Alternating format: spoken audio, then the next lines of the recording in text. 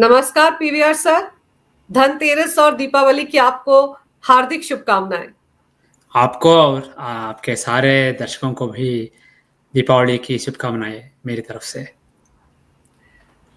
PVR sir, इस बार की दीपावली कैसी होगी? ग्रह नक्षत्र क्या कहते हैं? किसके लिए शुभ होगी, किसके लिए अशुभ होगी? क्या कहते हैं आपके हिसाब से आंकड़े? अभी अभी बृहस्पति मिथुन राशि से कर्क राशि में आ गया है। सो बृहस्पति उच्च में है। सो इसलिए ये this is not bad, this is Brihaspati का ब्लेसिंग है। और जो भी शनि मीन राशि में है उन पर बृहस्पति की दृष्टि है। इसलिए जो भी प्रॉब्लम्स हम दुनिया में देख रहे हैं वो टेम्परली कुछ रिलीफ मिल सकता है अभी अभी इस महीने में और अगले महीने में। मगर ये बहुत ही टेम्पररी होगा। सो और एक बात है कि बृहस्पति जी जब उच्च राशि में होते हैं तब जो भी आप मंत्र साधना करते हैं उसका फल मिल सकता है। इसलिए अगर कोई कोई किसी पूजा करना या हवन करना शुरू करना चाहता है मगर थोड़ा लेजी है तो ये महीना और आने वाले दो तीन महीने अच्छे हैं उसके लिए। जब बृहस्पति उच्च में है तब लोग उपनयन करते हैं, नई आध्यात्मिक साधना की शुरुआत करते हैं। इसलिए इस टाइम का फ़ायदा उठा सकते हैं। और हमेशा जब दिवाली के वक्त पे यूजुअली सन नीच में होता है, सूरज जो है रवि नीच में होता है। वो अब तो बुध और मंगल के साथ मिला हुआ है और शुक्र भी नीच में है। मगर राहु वेरी स्ट्रांग है। राहु अपने ओन स्वक्षेत्र में है, कुंभ राशि में है, और गुरु ओन राशि में है। जो इसलिए जिनके भी कुंडली में बृहस्पति या राहु इम्पॉर्टेंट ग्रह हैं उनके लिए ये अच्छा वक्त हो सकता है। और इन जनरल राहु कुंभ राशि में है इसलिए दुर्गा देवी की उपासना करना, दुर्गा सप्तश्लोकी या दुर्गा सप्तशती या दुर्गा अष्टोत्तर नाम स्तोत्र का पाठ करना बहुत अच्छा होता है। और बृहस्पति उच्च में है इसलिए सदाशिव जी, जगन्नाथ जी या बृहस्पति ग्रह की साधना कर सकते हैं। जैसे एक तरफ तो दीपावली का त्योहार चल रहा है और दूसरी तरफ भारत में बिहार विधानसभा का चुनाव भी बिल्कुल सिर पर है। तारीखों का ऐलान हो चुका है, नामांकन पर्चा पहले चरण के लिए भरे जा चुके हैं। वहां पर आपको किस तरह के समीकरण बनते हुए दिख रहे हैं? मुझे ऐसा लगता है कि पहली बात, ये अगर कांग्रेस पार्टी और राहुल गांधी जी के जातक चक्रों के हिसाब से देखते हैं तो ये बहुत खराब वक्त है उनके लिए। इसलिए मुझे ऐसा लगता है कि जो भी उनके साथ है वो डूब जाएंगे। ये बहुत ही खराब वक्त है उनके लिए। और शायद कांग्रेस पार्टी बिहार में मिट भी सकता है या मिट जाने की बहुत नज़दीक आ सकता है कांग्रेस पार्टी। सो ये कांग्रेस पार्टी और राहुल गांधी के लिए बहुत ही बुरा वक्त है।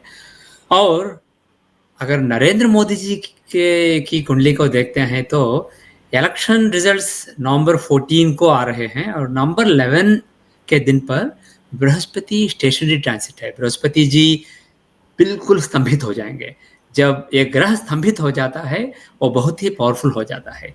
जो भी आपकी कुंडली में जो भी ग्रह हैं उनको अगर देखते हैं वो स्तंभित ग्रह, वो ग्रह बहुत ही बलवान बन जाते हैं।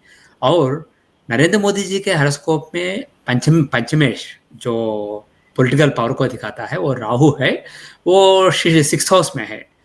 वो दुश्मनों को बेसिकली ख़त्म करने की सूचना करता है। और वो राहु 6 डिग्री पे है मीन राशि में और बृहस्पति 2 या 3 डिग्री कर्क में होके उन्हें देखेंगे। इसलिए उनके पॉलिटिकल पावर को कंसोलिडेट करने के लिए और दुश्मनों को ख़त्म करने के लिए ये बहुत ही अच्छा वक्त है उनके लिए। और एक बात है, उनके हॉरोस्कोप में मंगल एक बहुत ही बलवान ग्रह है क्योंकि वो ओन राशि में है, स्वक्षेत्र में है और उनकी दशा भी चल रही है। और वो मंगल जो है वो 2 डिग्री स्कॉर्पियो पे है, वृश्चिक राशि में 2 डिग्री पे है। तो जो भी बृहस्पति स्तंभित होके मार्स को देखता है, वो मार्स को बहुत बलवान बनाता है। इसलिए ये बहुत ही अच्छा वक्त है नरेंद्र मोदी जी के लिए। सो और बीजेपी की छाट से देखेंगे तो भी ये अच्छा वक्त है, मगर नरेंद्र मोदी के लिए और ही अच्छा वक्त है। इसलिए मुझे ऐसा लगता है कि नरेंद्र मोदी जीत जाएंगे। और एक बात है, नीतीश कुमार जी हैं, मुख्यमंत्री जी, उनके छाट को देखेंगे तो उनका गुरु जो था वो बेसिकली उनका उनका लग्न हमें पता नहीं है, उनका एग्जैक्ट हॉरोस्कोप, उनका बर्थ टाइम पता नहीं है, मगर चंद्र जो है वो उनके जन्म राशि जो है वो वृश्चिक में है और गुरु अष्टम में था, अभी अभी नवम में आ गया। शायद अगर इलेक्शंस 3 महीने या 4 महीने पहले होते तो शायद हार जाते, मगर अभी अभी इलेक्शन गुरु ग्रह के कट में आने के बाद हो रहे हैं और वो भाग्य राशि है, इसलिए ये अच्छा वक्त है उनके लिए। मगर पॉलिटिकल पावर का जो पंचम स्थान है उस पे शनि खड़ा है, इसलिए मुझे ऐसा लगता है कि नीतीश कुमार जी मुख्यमंत्री रहेंगे, मगर कुछ टेंशन्स रहेंगे उनके पॉलिटिकल पावर के लिए। वो जीत जाएंगे, मगर शायद उनके जो पार्टनर है अलायंस में, एनडीए में जो पार्टनर हैं, कुछ पार्टनर बहुत अच्छा परफॉर्मेंस दिखाएंगे और उनकी पार्टी जो है वो थोड़ा नीचे रह जाएगा कंपैरेटिवली, रिलेटिवली, इसलिए वो कुछ दबाव में आ सकते हैं। तो मुझे ऐसा लगता है कि नीतीश कुमार जी पावर में रहेंगे, मगर कुछ दबाव होगा उनके, शायद ये उनका आखिरी टर्म है। और जैसा आपने कहा कि राहुल के लिए समय बिल्कुल ठीक नहीं है, और आप हालात देखिए ना, वो जो इंडी गठबंधन है, वो गठबंधन में सीट शेयरिंग पर बात ही नहीं जम पा रही है। राहुल गांधी और वो तेजस्वी यादव, उनके बीच में बातचीत नहीं हो रही है, दोनों अपने अपने ईगो में लगे हुए हैं, इकट्ठे चुनाव लड़ भी नहीं पा रहे क्योंकि सीट शेयरिंग नहीं हो पा रहा है। तो और बार बार ये सवाल भी उठते हैं पीवीआर सर कि राहुल गांधी, जिनको सीरियसली बिहार चुनाव की तरफ ध्यान देना चाहिए था, वो तो विदेश घूमने चले गए थे, और जब से लौटे तब से वो जाति कार्ड खेलने में लगे हुए हैं। कभी हरियाणा जाते हैं, कभी यूपी के चक्कर काटते हैं, लेकिन जहां जाना चाहिए बिहार वहां जा ही नहीं रहे। तो उनका जो रवैया है वो सच में ऐसा ही दिख रहा है कि कांग्रेस को बहुत नुकसान होने वाला है बिहार में। कांग्रेस को बहुत नुकसान होगा, मगर हम अगर तेजस्वी यादव जी के हॉरोस्कोप को देखेंगे तो उनका उनका उनका जो उनकी जो कुंडली है वो स्ट्रांगर है राहुल गांधी जी की कुंडली से। अभी वो हार जाएंगे, मगर उनका परफॉर्मेंस अच्छा रहेगा कंपेयर टू कांग्रेस पार्टी। इसलिए मुझे ऐसा लगता है कि आरजेडी को कुछ समझौता नहीं करना चाहिए।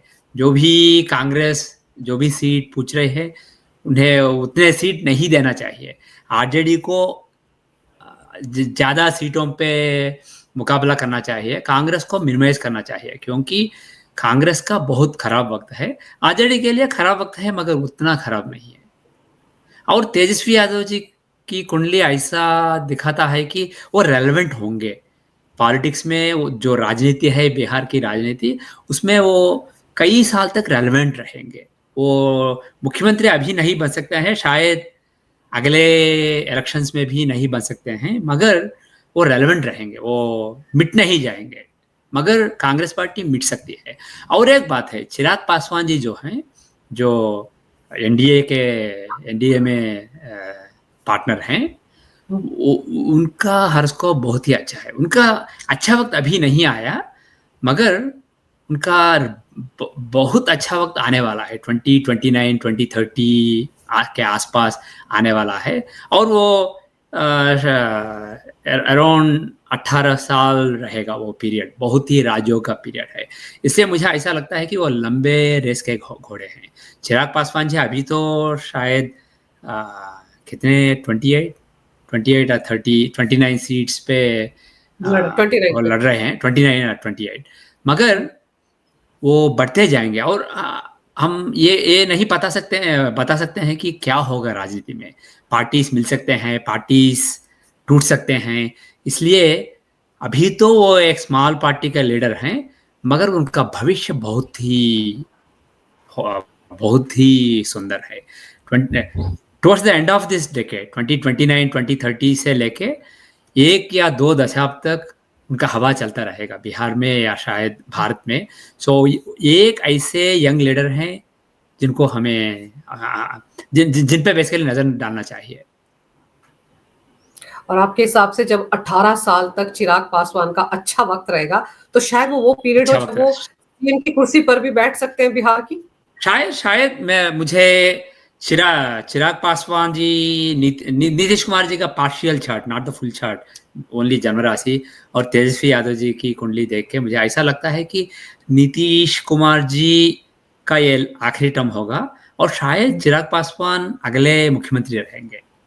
लेकिन ये जो लालू प्रसाद का खानदान है पीवीआर सर, उनमें तो खुद में भी बहुत मतभेद हो गए हैं। अब एक बेटा अलग हो गया है, एक को लगता है कि मेरे पास पार्टी रहनी चाहिए, वो तेज प्रताप जो है वो बिल्कुल अलग खड़ा है। तो ये जो पारिवारिक मसले हैं, आपको लगता है कि इसकी वजह से भी आरजेडी पर असर पड़ेगा? और फिर जिस तरह के केस चल रहे हैं लालू प्रसाद फैमिली पर, सीबीआई कोर्ट में अभी उन पर आरोप तय हुए हैं और लालू तो वैसे भी सजा याफ्ता मुजरिम है, आज की तारीख में वो जमानत पर है मेडिकल ग्राउंड्स पर। तो इस परिवार का क्या होगा? ये रेलिवेंट रहेगा बिहार की राजनीति में?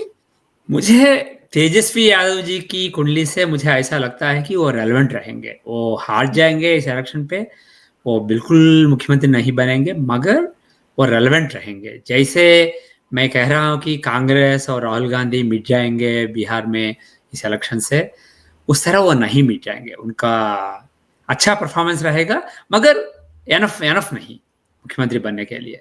मगर वो आने वाले 10 साल तक वो रेलेवेंट रहेंगे बिहार की राजनीति में। और दूसरा जो उनका परिवार है उसको आप कैसे देखते हैं, जब केसेस वो में? मुझे उनकी कुंडलियां मुझे मेरे पास नहीं है। मेरे पास सिर्फ तेजस्वी जी की कुंडली है और वो वो वो वो कैपेबल लीडर है, काबिल नेता हैं। मगर एक एक जो सीलिंग है उसकी कुंडली में, उसके हिसाब से मुख्यमंत्री शायद नहीं बन सकते हैं, मगर इम्पोर्टेंट नेता रहेंगे। अगर हम पाकिस्तान की बात करें, अफगानिस्तान के साथ जिस तरह का कन्फ्लिक्ट उनका चल रहा है, हाँ। इस वक्त उनकी कुंडली क्या कहती है? वो जो कन्फ्लिक्ट है और ज्यादा एग्रीवेट होगा, हालात ज्यादा खराब होंगे पाकिस्तान में या नहीं? जब मैंने एनुअल प्रिडिक्शंस का वीडियो बनाया था मार्च में 2025-2026, जब जब चैत्र शुक्ल प्रतिपद हुआ था, जब नया हिंदू न्यू ईयर स्टार्टेड मार्च में, तब मैंने एक वीडियो बनाई थी एनुअल प्रिडिक्शंस। उसमें मैंने कहा था पाकिस्तान के बारे में कि इस साल में वो भारत के साथ युद्ध में शामिल होंगे और also on the other front Afghanistan के साथ भी उनका युद्ध होगा। और मैंने ऐसा भी कहा था कि जो भी अंतर युद्ध सिविल वार होगा पाकिस्तान में आने वाले महीनों या सालों में, उसकी शुरुआत इसी साल में होगी 2025-2026 में। इसलिए जो भी हम पाकिस्तान में अभी देख रहे हैं ये सिर्फ शुरुआत है। पाकिस्तान में बहुत बहुत गड़बड़ होने वाला है। पाकिस्तान में जो अभी ऐसा दिखता है कि प्राइम मिनिस्टर स्ट्रांग है, आर्मी चीफ स्ट्रांग है, वो कंट्री को काबू में रख रहे हैं, और जो सऊदी अरेबिया यूएस उनके साथ मिले हुए हैं, ये सब दिखावा है। पाकिस्तान एक ऐसा देश है जो डूबती हुई नाव की जैसे है, इसे सिंकिंग बोट, और वो उसको एफ्लोट रखने की कोशिश कर रहे हैं, बहुत ही बड़ा प्रयास कर रहे हैं। मगर जो भी अंतर्गत रेबेलियन है पाकिस्तान के अंदर, वो अब उभल के आएगा। जो पीओजे में है, जो भी डिससेटिस्फैक्शन है लोगों में पीओजे में है, जो भी बलूचिस्तान में है, जो भी पाख्तूनख्वा खैबर पाख्तूनख्वा में है, जो भी सिंध में है, वो सब उबल कर ऊपर आने का वक्त है ये साल। सो आने वाले महीनों में मुझे ऐसा लगता है कि पाकिस्तान में बहुत ही समस्याएं होंगी, अंतर्गत समस्याएं। और भारत के साथ जो युद्ध हुआ था उसका असर पड़ता रहेगा। जो भी युद्ध हुआ उस युद्ध में उनके न्यूक्लियर साइट डिस्ट्रॉय हुए हैं। नहीं तो अफगानिस्तान के साथ जो पाकिस्तान का युद्ध है उसमें पाकिस्तान स्ट्रांगर होता, मगर उन स्ट्राइकों की वजह से, ऑपरेशन सिंदूर में जो न्यूक्लियर साइट्स पे स्ट्राइक्स हुए हैं, उनकी वजह से पाकिस्तान की आर्मी थोड़ा वीक है। वो अफ़गानिस्तान को बहुत नुकसान नहीं पहुंचा सकता है। इसलिए अब अफ़गानिस्तान भी पाकिस्तान पे वार करने लगा है। मुझे ऐसा लगता है कि ये चलता रहेगा, क्योंकि ये युद्ध का वक्त है पाकिस्तान के लिए, अगर भारत से नहीं तो अफ़गानिस्तान से। सो ये युद्ध चलता रहेगा और अंतर्गत समस्याएं भी बहुत प्रबल हो जाएंगे। लोग लोग बेसिकली सड़कों पे आ जाएंगे और शरीफ जी जो हैं उन पे कुछ उन पर जो ओपिनियन है लोगों का, वो बदल जाएगा। लोग उन्हें उन्हें बेसिकली ऐसा समझेंगे कि ये कुछ करना नहीं जानता है, देश डूब रहा है, क्या कर रहा है। इस तरह की असंतृप्ति लोगों में बढ़ती जाएगी और वो सड़कों पे भी आ जाएगी आने वाले महीनों में। और इवन इन द आर्मी जो भी ये मुनीर जी हैं,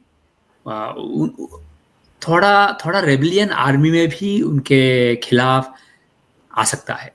इसलिए आने वाले 6-8 महीने जो हैं, ये पाकिस्तान के लिए बहुत ही नाजुक वक्त है। पाकिस्तान बहुत ही नाजुक मोड पे है और जो भी युद्ध बाहर से आ रहे हैं और अंदर से आ रहे हैं, वो पाकिस्तान को डिस्टेबलाइज कर लेंगे।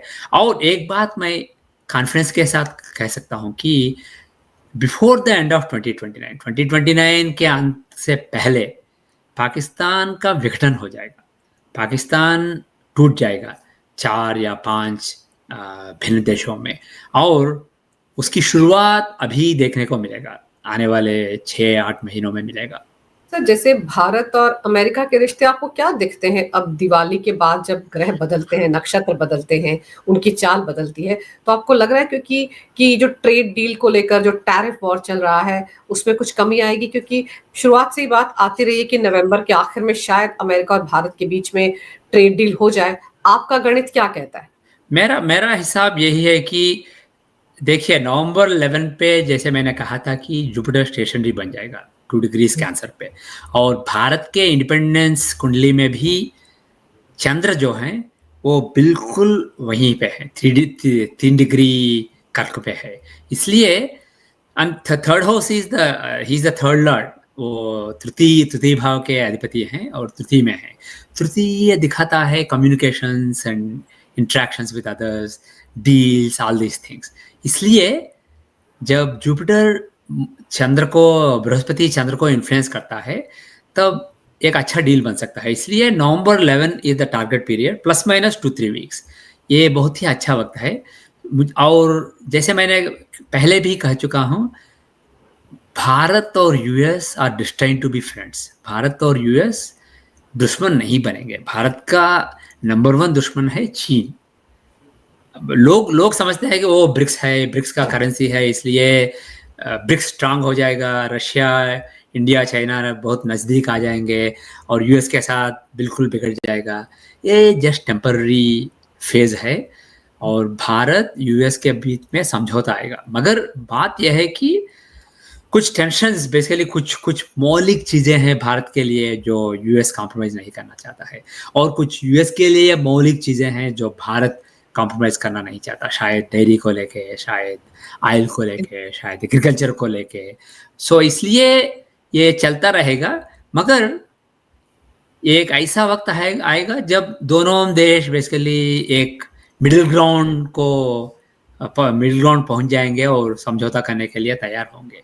जो भी हम देख रहे हैं, जो भी स्टेटमेंट्स देख रहे हैं यूएस की तरफ से और भारत की तरफ से, ये सब पोजिशनिंग है, ये सब नेगोशिएटिंग टैक्टिक है, ये सब पोजिशनिंग की आपको बेटर डील मिल जाएगा। मगर मुझे कॉन्फिडेंस है कि नवंबर मैक्सिमम दिसंबर तक एक डील बन जाएगा भारत और यूएस के बीच में। मगर वो एक साइड, दूसरा साइड यह है कि जो भी यूएस का डीप स्टेट है, जो भी चीन का डीप स्टेट है, वो भारत को डिस्टेबलाइज करके, मोदी जी को हटा के एक ऐसा लीडर जो स्ट्रांग नहीं है, जो वीक है, एक वीक प्रधानमंत्री को इंस्टॉल करने की कोशिश जो जारी है, वो जारी रहेगी। वो बेसिकली पीछे नहीं हटेंगे।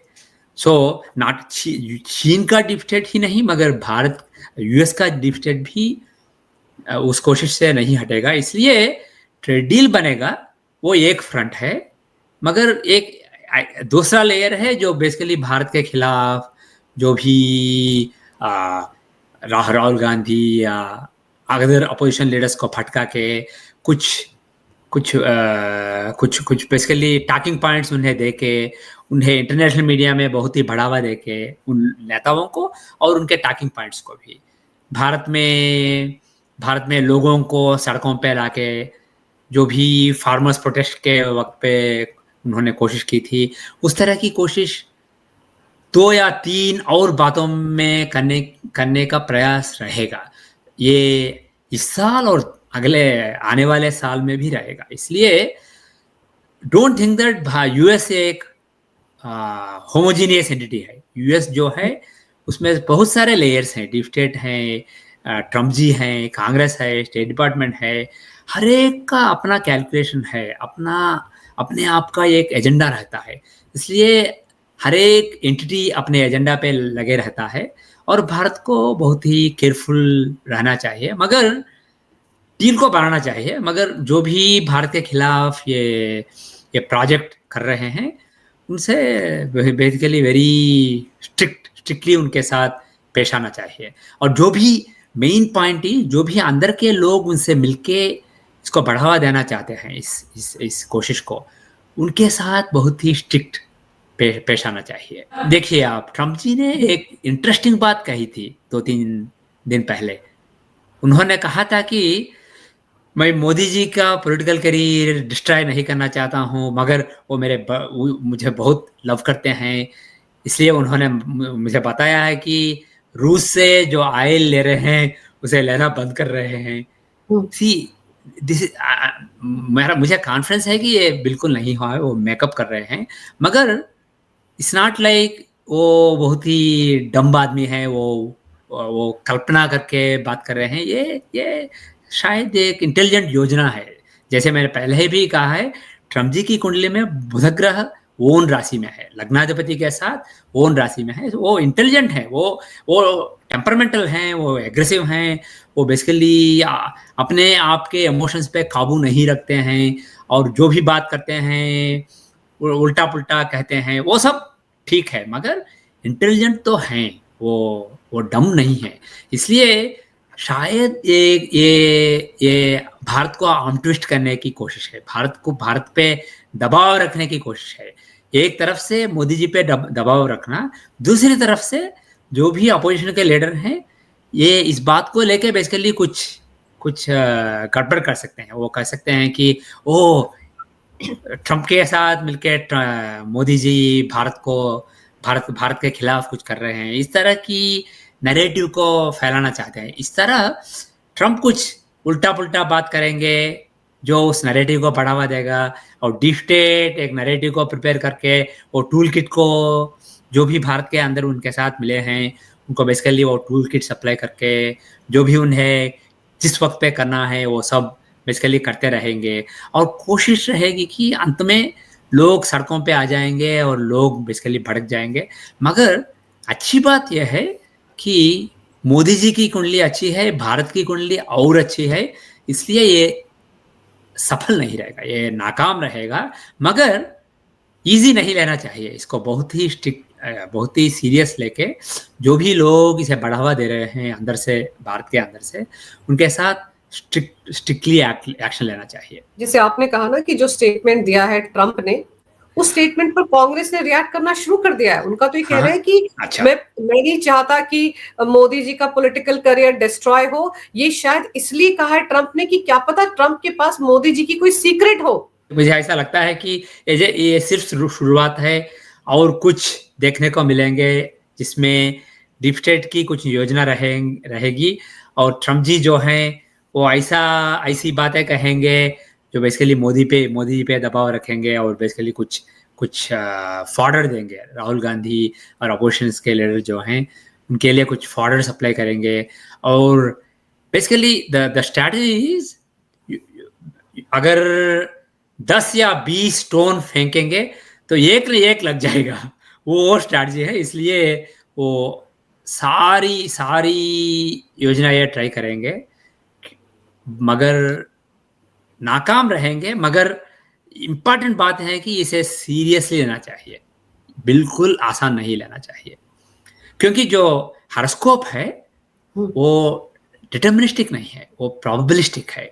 जो भी हमारी डेस्टिनी है, जो भी कर्म हमने पहले किए थे उनके हिसाब से कुछ हमारा डेस्टिनी बन जाता है, वो हॉरोस्कोप में दिखता है। और हमारा जो फ्री विल है वो अभी एक्ट कर रहा है। सो ये जो अभी के एक्शंस हैं वो डेस्टिनी को ऐड करते हैं हम। सो फ्री विल के साथ जो भी एक्शंस हम, जो भी कर्म हम करते रहते हैं, वो हम हमारे डेस्टिनी को बदलते हैं, हर वक्त थोड़ा थोड़ा थोड़ा बदलते हैं। इसलिए फ्री विल जो है उसे अच्छी तरह से एग्जर्ट करना बहुत जरूर है, इसलिए जरूरी है।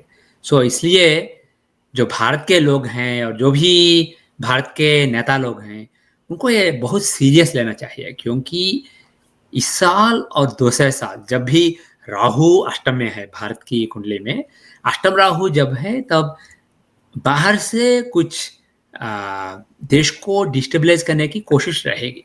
जैसे अभी हाल ही में लद्दाख में हमने देखा अचानक से कुछ युवा सड़क पर आ गए। सोनम वांगचुक का एक आंदोलन था, अचानक से उसमें हिंसा हो गई, 4 लड़कों की जान चली गई। तो ये सब कुछ भी आपको लगता है कि ये कहीं डीप स्टेट से कनेक्टेड था? क्योंकि पहले तो शांतिपूर्ण तरीके से सब कुछ हो रहा था, अचानक ऐसा क्या हुआ कि वो स्टेट जो कि बिल्कुल चाइना से लगता हुआ एरिया है, वहां पर ये सब कुछ हुआ? डेफिनेटली जब राहु अष्टम में है, भारत की इंडिपेंडेंस कुंडली में चंद्र कर्क राशि में है और कुंभ में जो राहु है वो अष्टम में है। जब राहु अष्टम में होता है तो उस देश को डिस्टेबलाइज करने के लिए बाहर से कुछ कोशिश जरूर रहेगा। इसलिए ये चीन के डीप स्टेट से हो सकता है, यूएस के डीप स्टेट से हो सकता है, मगर बहुत सारी कोशिशें होंगी। सो जो भी हमने लद्दाख में देखा था वो एक हिस्सा था, मगर उनका स्ट्रैटेजी एक नहीं होगा। जैसे मैंने कहा था 10 या 20 स्टोन फेंको, एक न एक लग जाएगा। अगर आप ये आपका एक टारगेट है, स्टोन्स फेंकते रहिए, एक न एक लग जाएगा। सो वो स्ट्रैटेजी है। इसलिए वांगचुक एक हिस्सा है, लद्दाख एक हिस्सा है, और जो ट्रम्प ने कहा है मोदी जी के बारे में, उसको बेसिकली उससे कुछ रायता फैलाने की कोशिश करना, वो एक हिस्सा है। और बहुत सारी चीजें आ जाएंगी आने वाले महीनों में, बहुत सारे प्रयत्न रहेंगे, मगर जैसे मैंने कहा था ये नाकाम रहेगा, मगर उसका इंश्योर करने के लिए सीरियस लेना पड़ेगा और एक्शन लेना पड़ेगा। डोनाल्ड ट्रंप ने जब ये कहा था कि मोदी जी ने मुझे आश्वासन दिया है कि वो रशिया से तेल नहीं खरीदेंगे, भारत के एमईए ने तो बिल्कुल साफ कहा कि मोदी जी से तो कोई बात ही नहीं हुई इसकी, तो ऐसे कैसे स्टेटमेंट दे रहे हैं? चलिए सीधे सीधे झूठा नहीं बोला डोनाल्ड ट्रंप को, लेकिन मतलब यही था एमईए का। तो आपको क्या लगता है कहीं ना कहीं डोनाल्ड ट्रंप अब रशिया और भारत के बीच में भी आग लगाने की कोशिश में है? तो रिश्ते कैसे होंगे भारत और रशिया के आने वाले समय में? भारत और रूस के बीच में, भारत और चीन के बीच में कुछ बेसिकली जो भी रिलेशंस हैं उनको खराब करने की कोशिश रहेगी। और मोस्ट इम्पॉर्टेंटली, मोर देन, मुझे ऐसा लगता है कि भारत और रूस के बीच में जो संबंध है उसे डिस्ट्रॉय करने से ज़्यादा राहुल गांधी और अपोजिशन लीडर्स को कुछ फॉर्डर देना, मोदी जी के खिलाफ कुछ नेगेटिव बातें करने की और कुछ नेगेटिव रूमर फैलाने की भारत में, उन्हें कुछ बेसिकली मटेरियल दे दो। सो ये मुझे ऐसा लगता है कि ये शायद वो मेन मोटिवेशन था। और दूसरा मोटिवेशन ये है कि मोदी जी पे दबाव डालो, बिल्कुल, कि वो मान जाए। और राहुल ने उसके बाद भी तो स्टेटमेंट दिया जिसके लिए विदेश में बैठे कुछ लोगों ने राहुल को लताड़ भी लगाई है। आप सोचिए, देश के अंदर से नहीं बाहर से आ रहा है कि मोदी जी किसी से डरते नहीं है, और राहुल गांधी को क्या क्या नहीं सुना दिया। वो एक सिंगर है मैरी मिलीबेन, उन्होंने क्या सुना दिया कि तो पीएम बनने लायक नहीं हो। फिर एक और शख्स है विदेश से, उन्होंने भी कह दिया। तो ये सब चीजें भी हो रही हैं। तो राहुल की कुंडली, आप ठीक कह रहे हैं, बहुत ज्यादा खराब है। कांग्रेस की कुंडली बहुत खराब है आजकल। बिल्कुल बिल्कुल। लेकिन आप ये कह रहे हैं कि कम से कम बिहार विधानसभा चुनाव जो है वो तो एनडीए की झोली में जाता हुआ ही दिख रहा है। मुझे ऐसा ही लगता है एनडीए का कंफर्टेबल विक्ट्री होगा।